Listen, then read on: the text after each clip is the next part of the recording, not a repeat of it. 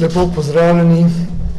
V veliko zadovoljstvo mi je, da nas je danes obiskal podpredsednik Evropske komisije, gospod Dombrovskis. Gospod Dombrovskis je pred leti kot predsednik vlade Latvijo popeljal iz krize, zato seveda še posebej razume napore, ki jih ta hip vlaga Slovenija, da se tudi prebije iz težavne situacije, v katero je prišla v zadnjih letih. Namen obiska podpredsednika komisije gospoda Dombrovskega je predstavitev tako imenovanih specifičnih priporočil, ki jih komisija v okviru evropskega semestra objavlja, torej letos jih objavila sredi maja za vse države članice. V zvezi s tem me zelo veseli, da ta priporočila, ki jih je letos bistveno manj, kot jih je bilo lansko leto, priznavajo Sloveniji, da je naredila bistven napredek, seveda pa jemljemo ta priporočila zelo resno, pri čemer se seveda ujemajo tudi z našimi lastnimi usmeritvami, ki gredo v smeri nadaljnje finančne konsolidacije in predvsem v smeri nadaljnjih strukturnih reform, vključno z reformo javne uprave, zdravstvenega sistema in ne nazadnje tudi pokojninskega sistema, ki ga bo potrebno v prihodnjih letih torej tudi reformno dograditi. Veseli me, da smo skozi konstruktivni pogovor nekako ugotovili, da smo na pravi poti, seveda pa tudi komisija oziroma gospod Dombrovski razume, da ta pot ni lahka in danes se bo srečal še z drugimi deležniki, ki si skupaj z vlado prizadevajo, da bi Slovenija ohranila to smer in uspela stanje normalizirati, izvesti strukturne reforme, skratka priti v fazo, ko bomo lahko lažje zadihali in izvedli tudi tiste socialne in druge ukrepe, ki bodo ljudem omogočili dovolj zaposlenosti, dovolj dela, aktivnosti, inovativnosti, da bo lahko Slovenija šla s polno paro naprej.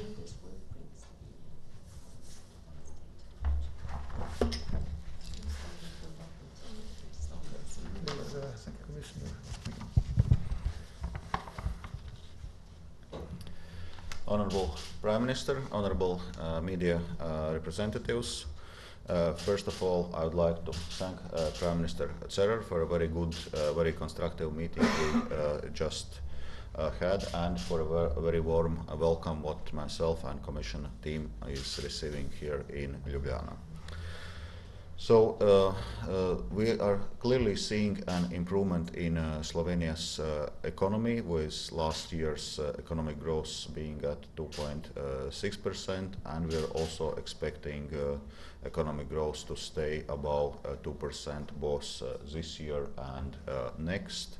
So we see that Slovenia's economy right now is performing better than EU average. Confidence in banking sector is also returning, corporate restructuring is well underway, and labor market is improving.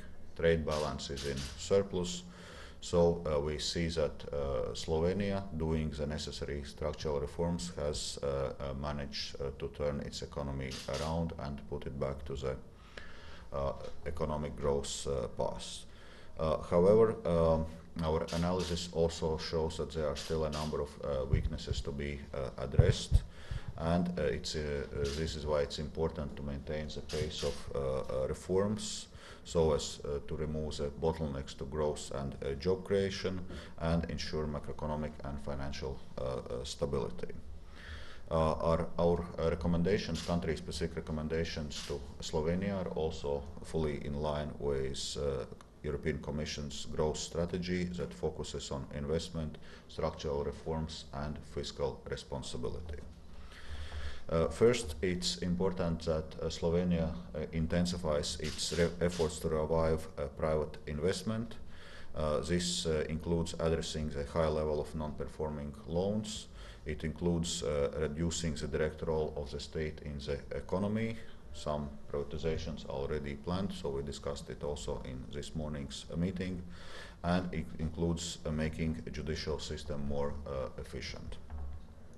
Second, while unemployment is going down, it's still quite high, so policies are needed that help people to develop the skills that match the jobs. Setting the minimum wage would need to set the right balance while providing a decent income. It would also need to ensure that it does not become a disincentive for employment. We have recommended to the government to address this together with social partners, both trade unions and employers. Finally, the government's commitment to bring budget deficit below 3% this year is very welcome. Also, according to European Commission assessment, Slovenia is well on track to be with a budget deficit below 3% this year, but adjustment will have to continue next year. And also with a perspective to the longer term, financial situation remains challenging as Slovenia needs to tackle the costs of aging population. So there are important issues as regards the long-term sustainability of pension system and also stronger institutional budgetary framework as regards healthcare and long-term care will be essential in this respect.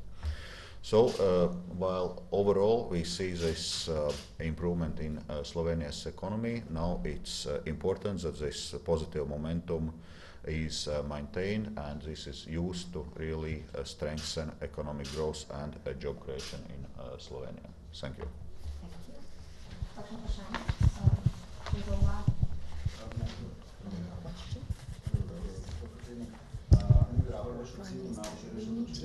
Nadzornikov SDH-ja, da boste konec koncev le vlada tista, ki bo odločala o prodaji Telekoma državnega. In kot drugo seveda tudi odziv glede na včerajšnjo začasno odredbo sodišča v zvezi z zasegom delnic Save strani DUTB-ja. Sodišče je zdaj naložilo seveda, da je treba s to začasno odredbo te delnice nemudoma vrniti Sava Holdingu. Kaj vi menite, glede na to, da tudi sami niste bili obveščeni v vseh teh postopkih takrat v petek? Glede začasne odredbe sodišča lahko rečem samo to, da seveda je prav, da zdaj institucije pravne države to zadevo v celoti, bi rekel, vzamejo v roke in ocenijo, če ni morda prišlo do kakšne nepravilnosti, in prav je, da v tem prehodnem času s takšno začasno uredbo preprečijo, da bi prišlo do kakšne morebitne škode. Tako da seveda vlada bo tu čakala, da neodvisno sodstvo po postopkih, ki so predvideni, sprejme ustrezne odločitve. Želimo si pa seveda, da bi do njih prišlo čim prej, da bi vedeli, na čem smo in da bi lahko seveda sistemi normalno delovali. Kar zadeva prvo vprašanje, me je seveda nekoliko presenetila včerajšnja odločitev SDH-ja, ki pa jo seveda bomo upoštevali. Tu vlada bo zdaj kot skupščina odigrala svojo vlogo in takoj, ko dobim vsa gradiva danes, bom po verjetno kratkem posvetu za pristojnimi ministri ocenil, kateri bodo naslednji koraki, in ti bodo izvedeni verjetno hitro, kajti stvar je, kot veste, vroča, in mislim, da je prav, da tudi vlada tu zdaj odreagira tako, kot mora v okviru svojih pristojnosti. Ja, v bistvu lahko. Carmen Ugarič, Kanal A. Mr. Dombrovski, I have two questions. One, how do you see maybe these privatization processes in Europe and non-financial commitments? You are also Commissioner for Social Dialogue. Many times people are then laid off when some investors come in and buy some companies. How do you see that as Commissioner for Social Dialogue? And the next question, what do you mean about setting a minimum wage would need to strike the right balance? Does that mean that we should lower it? Thank you. Okay, so on the first question on privatizations, well, we welcome the government's intentions, because really what we see in case of Slovenia, that a state role in economy is substantially larger than in most EU member states, and therefore we welcome government intentions, and also it's important to concentrate on the corporate governance of state-owned enterprises. This is also part of our recommendations. It's given that the role of state-owned enterprises in economy is quite big. It's important that they are well managed and that have a sound, among other things, financial position. Of course, it's important that while working with these enterprises, those enterprises are viable and well managed. Then to come to the second question on minimum wage, so what we are recommending is to address the minimum wage setting mechanism.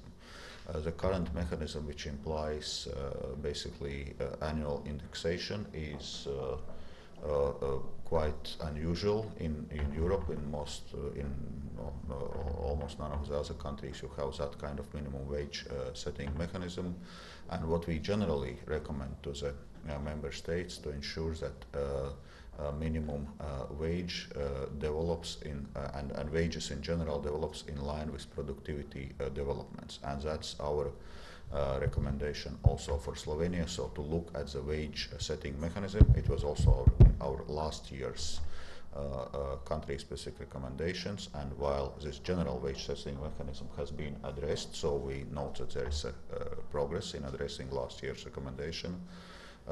Minimum wage setting mechanism, we believe, still needs to be addressed. But this does not imply, as you were asking, that we would be asking to lower minimum wage. What we are recommending is to set a mechanism which will ensure that minimum wage would develop in line with productivity developments. Thank you. Thank you. Okay, thank you. It's really my pleasure meeting you, and hope you will